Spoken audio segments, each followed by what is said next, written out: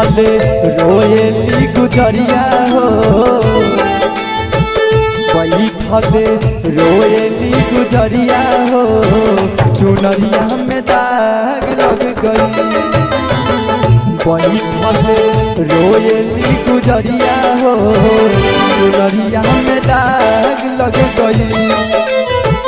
कैसे जाई पिया के नगरिया हो,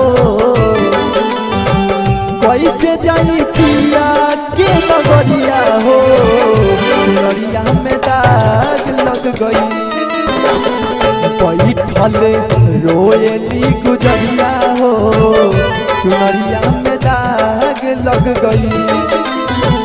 बैठल रोएली गुजरिया हो, चुनरिया में दाग लग गई।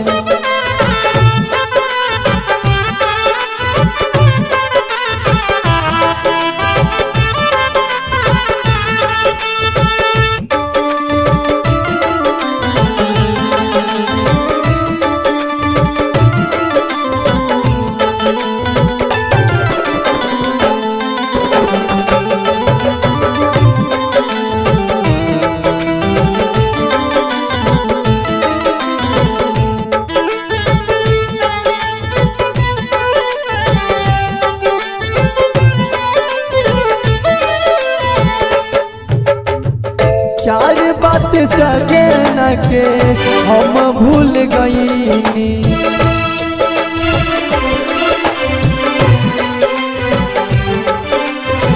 पछतात बानी की का हम कईनी।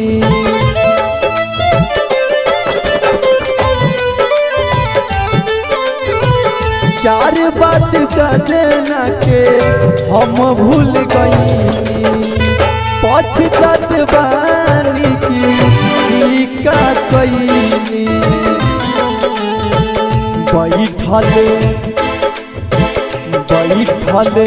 रोएली गुजरिया हो, चुनरिया में दाग लग गई। बैठल रोएली गुजरिया हो, चुनरिया में दाग लग गई। कैसे जाइब पिया के नगरिया हो, कैसे जाइब पिया के नगरिया हो, चुनरिया में दाग लग गई। कैसे जाइब पिया के नगरिया हो, चुनरिया में दाग लग गई। बैठल रोएली गुजरिया हो, चुनरिया में दाग लग गई। तो आइए, ये जो आप सब कार्यक्रम देख रहे हैं, मतलब हम एक बाजा से, एक पियानो से, एक ऑर्गन से इस कार्यक्रम को दे रहे हैं। अगर आप सब विश्वास नहीं करते हैं तो मेरे कई सारे इंटरव्यू चला है, आप सब देख सकते हैं, जो कि ढोलक तबला इसी में मैंने सेटिंग करके और इस बाई को गवा रहे हैं। बहुत सारे कलाकार को गवाते हैं बस एक ही बाजा से, है ना। तो आप सब अगर कार्यक्रम करवाना चाहते हैं तो आप सब मुझे कांटेक्ट कर सकते हैं। आइए इनसे दूसरा अंतरा सुनते हैं। नैहर में 4 गो यार बनवानी,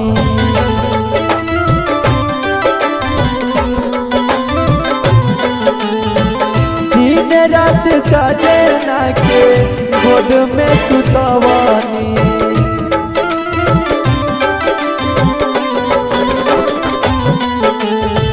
नैहर में 4 गो यार बनवानी।